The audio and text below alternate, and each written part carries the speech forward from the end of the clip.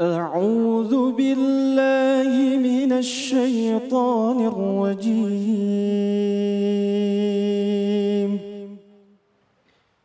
بسم الله الرحمن الرحيم.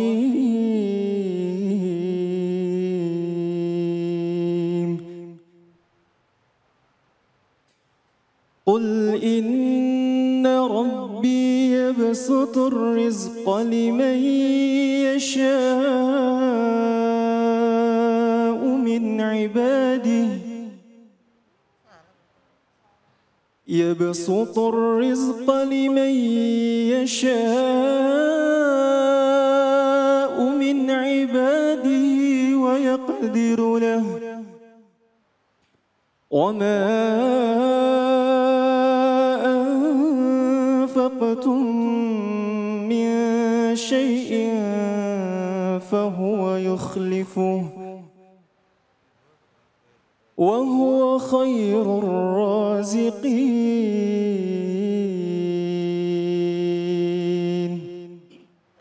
صدق الله العظيم. Dengan menyebut nama Allah yang Maha Pengasih lagi Maha Penyayang, katakanlah, sungguh Tuhanku melapangkan rezeki dan membatasi bagi siapa yang Dia kehendaki di antara hamba-hambanya. Dan apa saja yang kamu infakkan, Allah akan menggantinya dan Dialah pemberi rezeki yang terbaik. Maha benar Allah dengan segala firman-Nya. Itulah tadi kita sama-sama simak pembacaan ayat suci Al-Quran surah Saba ayat 39 yang dibacakan dengan merdu oleh Ustadz Ihwal Syah. Dan langsung saja kita simak kajian tafsirnya bersama guru kita Kiai Haji Khalil Nafis. Silakan Kiai. Assalamualaikum warahmatullahi wabarakatuh.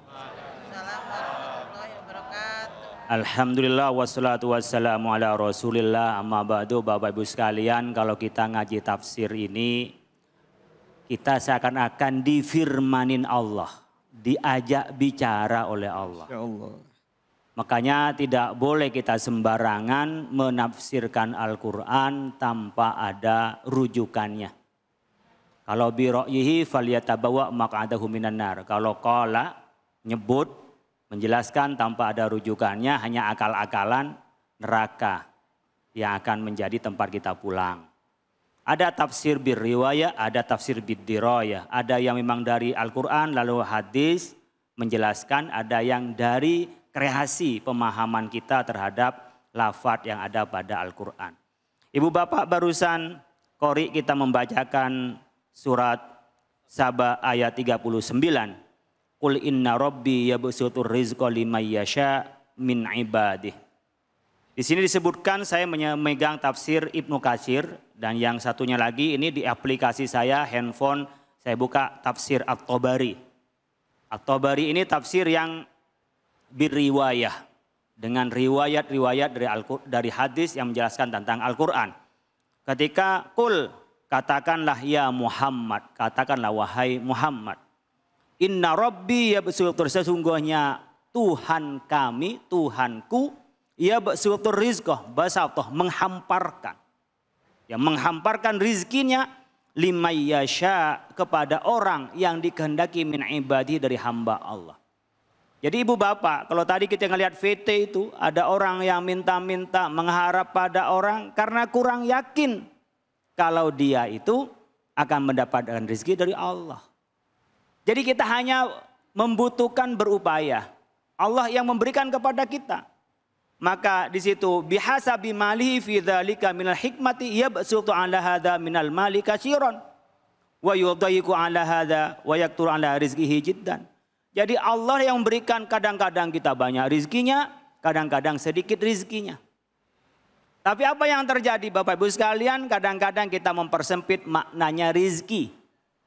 Rizki dianggapnya uang. Dan hanya kepada hasil dari harta yang kita miliki. Materi saja dianggapnya rizki. Padahal rizki yang paling tinggi apa Bapak Ibu sekalian? Iman. Ini rizki paling tinggi, bisa duduk di sini di masjid, tenang. Kemudian diajari dengan Islam, ada pernikahan. Coba nggak ngerti Islam, kita kayak hewan. Udah nggak tahu pasangan kita, nggak tahu keturunan kita. Kita nggak kenal Allah yang paling rugi. Itu rezeki paling tinggi. Ya besutur rizqa, Allah buka. Ada orang yang tahu. Kaum orientalis itu tahu tentang ajaran-ajaran, tapi enggak Allah buka rezeki keimanannya, enggak beriman. Mungkin ngajinya lebih pintar dari saya, dari Ustadz David juga bisa lebih pintar, tapi dia tidak diberi hidayah oleh Allah, enggak diberi rezeki iman. Yang kedua rezeki yang dari Allah, ya besutur rizqa liman yasha, Allah buka rezeki kepada kita min ibadi, dari hamba-hambanya, rezeki kita punya teman yang baik. Teman baik punya pasangan baik. Coba ibu bapak sekalian, uangnya banyak, hartanya banyak, tinggi jabatannya. Tapi pulang ke rumah, bapak-bapak diomelin terus sama istrinya. Dibentak-bentak sama istrinya. Ya ini, pulang ke rumah diomel-omelin terus sama istrinya. Enggak ada benernya. Ibu-ibu perlu tahu, kalau bapak-bapak dibentak istrinya, meskipun dia profesor, bisa goblok mendadak. Gitu juga sebaliknya, ibu-ibu udah baik, udah ngelayani sama suaminya, sudah berbuat baik, tapi selalu dibentak-bentak, dinistakan oleh suaminya, bahkan mungkin kekerasan, mungkin dipukul, mungkin dipecahkan tulang hidungnya, dan seterusnya. Apa gunalah kita punya kalau seperti itu? Rizki yang ketiga adalah kesehatan. Ibu bapak datang ke sini dengan nyaman, mendengarkan enak, makanan seperti apapun jadi enak kalau sehat. Betul. Itu adalah rizki yang ketiga. Baru rizki yang keempat berupa harta. Harta itu baru yang keempat, yang paling rendah. Rumahnya megah. Tabungannya sekian triliun. Ya, nggak tahu itu uang semua atau campur daun itu. Nah, kemudian juga umpamanya di asetnya banyak. Kemudian Allah juga berikan kesehatan, berikan keluarga yang baik-baik, anaknya berprestasi, kemudian imannya juga senang ngaji, senang ibadah, bersedekah dan seterusnya. Yabsutur rizqa liman yasha'u min ibadih. Jadi kalau kita Bapak Ibu sekalian mengikuti dari tafsir ini, kita sebenarnya hanya menjalankan tugas bekerja. Oleh karena itu kalau kita bicara rezeki, seperti halnya kita umpamanya yang baca Quran. Ini saya baca tafsir, nggak usah nyawer saya ya. Iya tuh lagi viral ya. Lah ini saya khawatir ibu-ibu kesini nyawer ke saya di sini ini. Nggak usah nyawer ya, nggak usah nyawer. Kalau lagi ngaji Quran, adabnya itu mendengarkan. Mendengarkan. Wa idza quri'al Qur'anu fastami'u lahu wa ansitu. Ada istima, ada ansit. Kalau ansit itu artinya diam, kemudian dia tadabbur, kemudian dia menghayati maknanya itu. Makanya orang ketika mendengarkan baca Quran disiapin hatinya, disiapin cara duduknya, disiapin untuk mendengarkan. Nah, kemudian dari istima'nya bukan hanya sami, bukan dengar lewat, tapi memang ingin mendengarkan. Kalau orang mendengarkan itu bisa masuk dengan ke hatinya, juga bisa merdunya. Bagi yang mereka tidak ngerti lafadznya minimal menghayati. Jangan diganggu-ganggu lewat uang disebar-sebar begitu tuh. Itu sudah haram juga, itu gak sopan. Haramnya apa? Lawang perempuan ngaji sama laki-laki dipasang begininya. Bang boleh laki-laki pasang begini ke perempuan? Gak boleh. Nah, kalau istri orang kan marah. Harusnya kayak begitu, panitia langsung menggagalkan. Udah. Turun. Harus dicegah oleh panitia. Kalau tidak, ya sudah berhenti aja yang ngaji kalau kayak begitu. Jadi kalau saya ngaji begini ada yang nyawer, saya berhenti. Kalau mau ngasih, kasih saja nanti salamin, tanya nomor rekeningnya ditransfer. Malah lebih enak, nggak kelihatan. Kalau disalamin 10 juta kan udah gede. Kalau transfer 100 juta nggak terasa. Ini yang pengalaman nih, yang ketawa ini. Paling notifikasi gitu ya. Ya kita 10 juta tuh udah gedean, dia mesti taruh di kantong itu melembung begini nih. Saya kadang-kadang disalamin 10 juta ngembung. Tapi ditransfer 10 juta, 100 juta kagak terasa apa-apa. Pak udah transfer ya gitu. Jadi ibu bapak sekalian, kita memahami rizki itu dari Allah. Datang dari sebelah kanan, sebelah kiri itu adalah Allah yang memberikan perantara. Kita hanya menyiapkan perantaranya. Ya basutur rizqa liman yasha'u min ibadih. Wa yaqdiru lahu, dan Allah yang memberikan kadarnya. Katanya Al-Ghazali yang ada dalam kitab Mau'izatul Mu'minin Ihya Ulumuddin, ringkasannya Ad-Dimashqi disebutkan, orang yang berlaku curang, orang yang khawatir dengan kehidupannya karena imannya kurang kuat kepada Allah. Tapi jangan sampai iman saja tanpa berusaha. Karena tawakal itu setelah berupaya baru kita sandarkan kepada Allah. Dua-duanya. Berupaya kemudian tawakal diserahkan kepada Allah. Kama salil tayri yaghdu khimasan wa taruhu bitona. Kayak burung. Burung gak ada yang terlambat bangun pagi. Burung tidak ada yang diem di sangkarnya, pasti jalan. Tapi dia pergi pagi-pagi lapar, pulang itu sudah kenyang. Kewajiban kita berupaya, yang memberikan rizki adalah Allah. Wa yaqdiru, dan Allah memperkirakan. Berapa si A? Oh ini rezekinya, umpamanya Ustadz David, istrinya 1 itu rizki. Iya. Ya, bukan 2 berarti. Kalau lebih dari 1 itu rezeki juga enggak? Ya tambahan rizki berarti. Kemudian punya anak 2 itu kan rizki. Satu keluarga sama-sama senang ngaji. Beliau saya begini masih nerusin lagi kuliahnya. Ke S3-nya. Itu rizki untuk nambah ilmu. Ya. Kemudian namanya dengan aktivitas beliau sambil dakwah dapat harta. Itu juga rizki. Allah yang sudah ngatur per orang. Ya besutur rizqa liman yasha wa yaqdirulah. Dan Allah yang memperkirakan. Allah yang menakarnya. Makanya disebutkan pada ayat berikutnya, wa ma anfaqtum min syai'in fahuwa yukhlifuh. Apapun yang kita infakkan, nafak itu terowongan Bapak Ibu sekalian. Kalau pergi ke Mekah kan ada terowongan nafak. Nafak.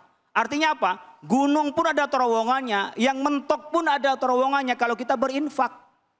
Makanya kalau kita berinfak itu bisa menghindarkan dari mara bahaya. Bisa mendapatkan keutamaan. Jadi kalau daf'ul bala bis sadaqah. As-sadaqah itu daf'ul bala. Sadaqah itu dapat menolak bala. Dan yang kita keluarkan fahuwa yukhlifu, Allah akan menggantinya. Makanya didoain sama malaikat, Allahumma a'ti munfiqan khalafa, Allahumma a'ti mumsikan talafa. Kata malaikat, tiap pagi itu malaikat doa, ya Allah, orang yang bersedekah berikanlah gantinya. Orang yang pelit rusakin hartanya. Kalau kita yakin as-sadaqatu burhanun. Sedekah itu bukti keimanan. Orang yang gak beriman pasti berpikir, saya punya duit 100 juta, disedekahkan 10 juta, tinggal 90 juta. Ini orang yang gak beriman.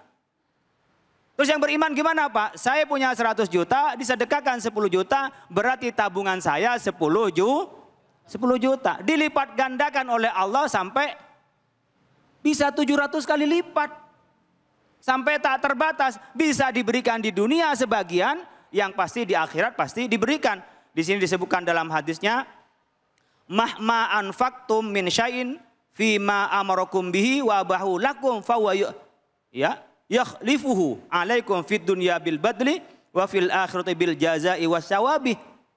Ini disebutkan dalam kitab tafsir Ibnu Katsir, apa yang kita keluarkan dan yang kita lakukan kepada orang lain dengan pemberian infak kita, Allah akan memberikan gantinya di dunia.